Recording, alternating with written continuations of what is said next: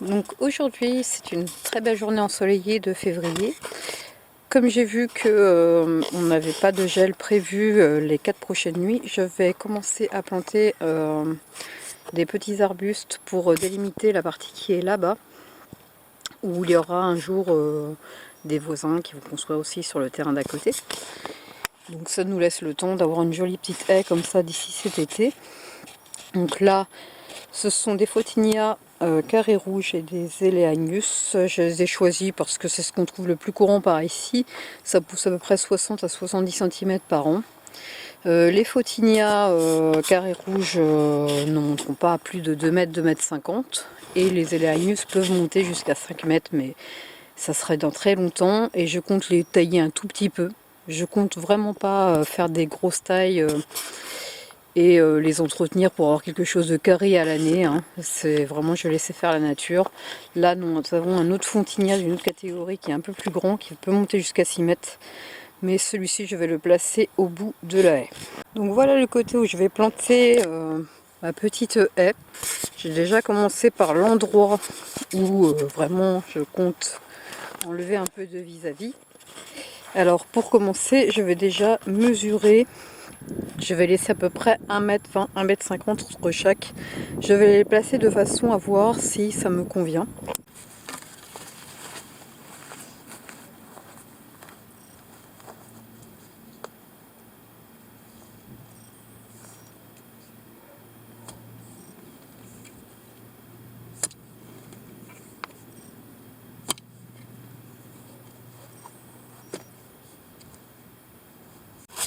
Alors après avoir pioché l'endroit où était le pot, un petit coup de bêche.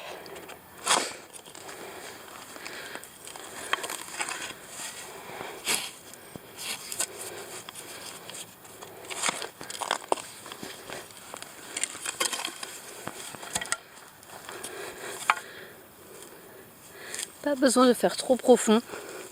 Ici, on a un sol qui est quand même un peu argileux, qui retient l'eau. Donc pour pouvoir drainer la plante, on va pas faire un trou trop profond afin que la plante soit légèrement surélevée. Alors bien sûr, je ne l'ai pas inventé tout seul, hein. J'ai demandé conseil aux pépiniéristes. Voilà. Un tout petit peu surélevé comme ça. Et voilà. Je vais recouvrir tout autour. Donc voilà, j'aplatis avec le pied pour bien tasser la terre tout autour. Et voilà. Donc j'ai placé la plante dans le sens de la largeur, la plus large partie sur le côté, comme ça a poussé plus en largeur. Le but étant bien sûr de cacher un peu le vis-à-vis le plus rapidement possible. Et non pas d'avoir à tailler au niveau des voisins.